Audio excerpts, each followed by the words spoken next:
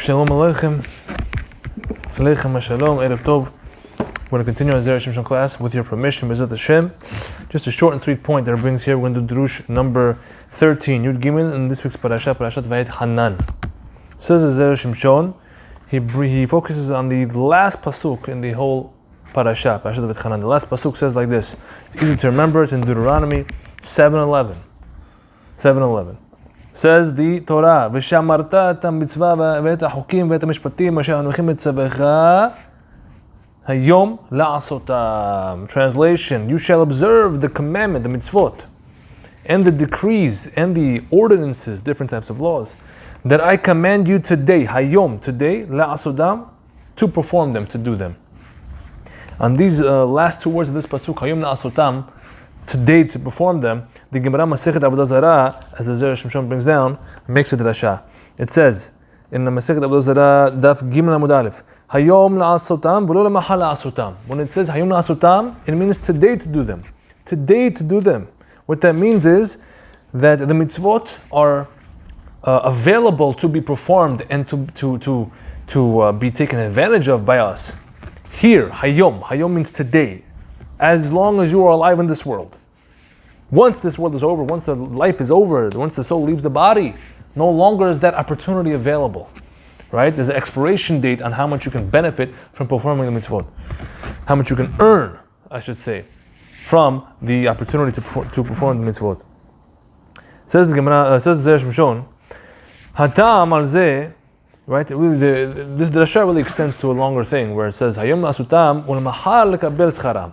Right, the principle, the basic fundamental concept in Judaism is today you perform mitzvot in order to tomorrow referring to the next world, Olam Haba, the world of the spiritual, so that over there you can reap the benefits and live in close proximity as possible to God in His radiance of light there, which is an unbelievable ultimate pleasure that's not even describable. Right, that's the basic understanding of the world to come, the spiritual world to come. That's also a concept of the world to come in this world, the times of Mashiach and resurrection of the dead. Similar but different concept. So here it says Zera Shimshon, what does this mean? Hatam al zeh, the reason for this, is because ki ikar kiyom mitzvot, the main place where the upholding and performance of the mitzvot can be done, what is the main underlying concept behind the mitzvot, most of them, is levarer hatov mehara. It is to do borer, to sort, to distinguish, to separate the good from the bad. Right? We spoke about this in a previous shiur, the depth of separating. Right? It all connects back to Adam Rishon. When Adam ate from the tree, when he ate from the tree of knowledge, right? It's called Etz Da'at Tov Vara, which means the tree of knowledge of good and evil. We explained that Da'at, the word Da'at, knowledge, means an intimate connection. That's why Adam Rishon, when he had his first children, it says, the way the Torah puts it, Vayeda Adam et ishto. Adam knew his wife, same word, he knew, knowledge. He had knowledge of his wife, and immediately it says, she had children. So that means that the knowledge created the children? No, that means the knowledge means an intimate connection, right? The male and female act is described by that same word, knowledge, because the intimate oneness that happens between male and female in order to create and produce human beings and more people in the world. And whenever we say that you know something, when you have a knowledge of something, that means that thing, that information of that thing has become an intimate part of you and your intellect and your brain and your soul. In your mind, it's an intimate part of you, it's connected to you. So therefore, when you plug that definition into it's Hada'at Tov Vara, tree of knowledge of good and evil, it means a tree of connection, of intimate connection of what? Of good and evil. Right? Before the sin, there's no such thing as good and evil. Everything was clear as day. Everything was either true or false, says the Rambam. It was either true, if it was what God said and what He wanted us to do, it was true. If it did not accord with God, it was false, it didn't exist, it was not even a question. There was no gray area, everything was black and white. Once Adam ate from the tree, everything became a mixture. Everything became an admixture, homogeneous mixture. You can't tell, right? Just like when you take sugar and you put it in your coffee, no matter how many, you put 3-4 cups of spoons of sugar in your coffee, hot coffee, you mix it up, you can't see the sugar anymore. It's mixed up. It's gone, right? Now, you know it's there, you can taste it, but you have to, if you want to separate that sugar out, you have to go through a very difficult chemical process. Same thing here. Adam, when he ate from the tree, he took the black and white, he made everything gray. That's why everybody has opinions. Everyone thinks this is bad, this is good, that's good and that's bad. And those disagreements between people and between kings and between nations over the world and over history has led to much bloodshed and death, just simply because people can't agree, right? Because everyone disagrees. Everyone, has different opinions on what's good and what's bad. That's all connected to the sin of Adam. It's really his fault why all that happened, more or less. While we're in this situation, in order to fix the situation, to fix this world, and make everything more black and more white and more clear, to increase the contrast, to understand what's good and bad, God gave us the Torah. The Torah, there's many mitzvot, many commandments, there's instruction manual on how to fix the world that Adam messed up.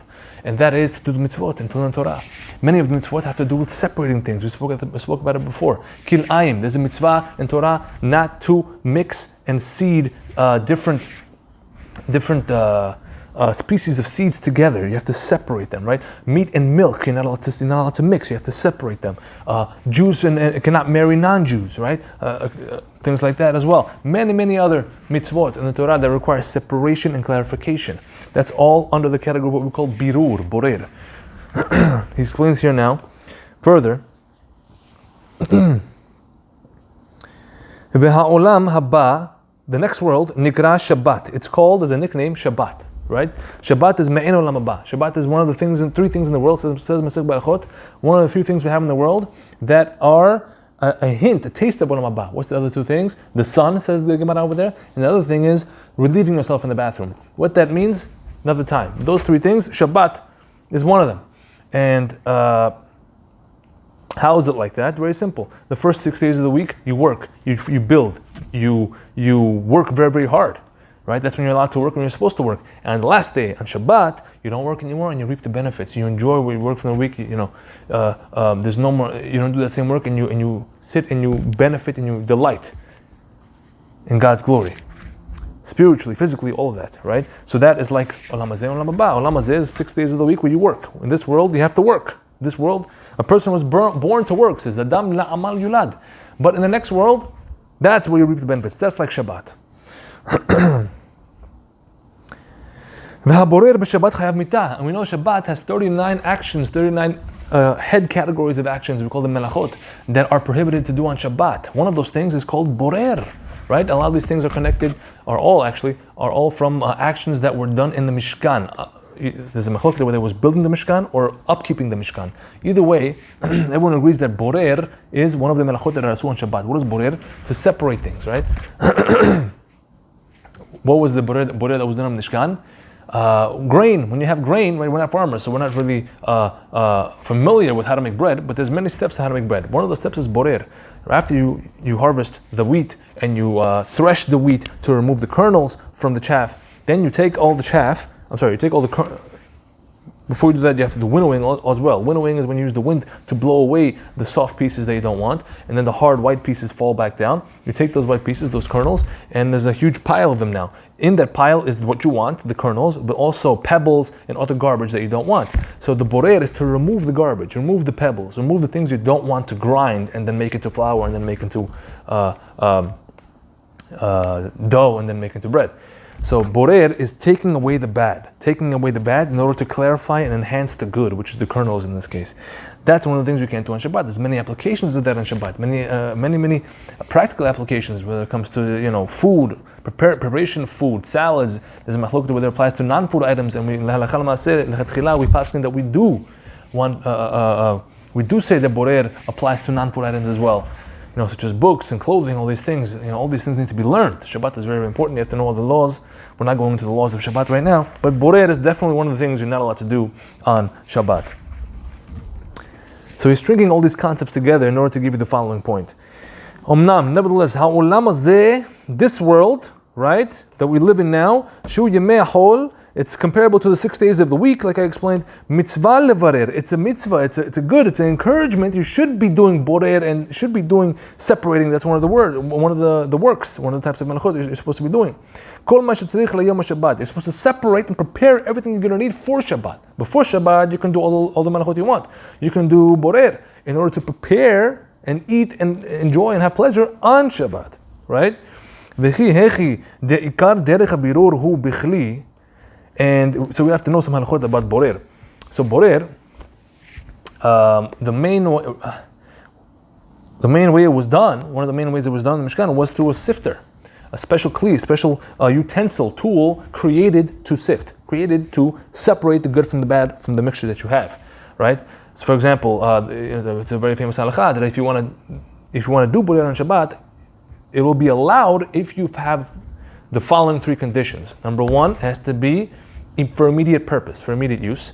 Number two, you have to take out the good part of the mixture out, right? You can't take out the bad part of the mixture. You take out the good part of the mixture that you want to eat right or use right now, and it has to be by hand. You cannot use a special kli that's designated for borer, like a sifter or something like that, or like a strainer, right? These things you cannot use because those things are designed to separate.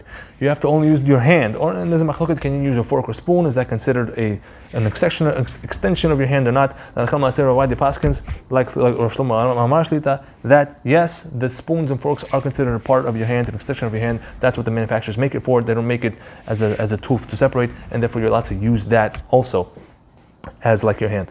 But nevertheless, you cannot use a designed thing, kli, used to sift, to separate.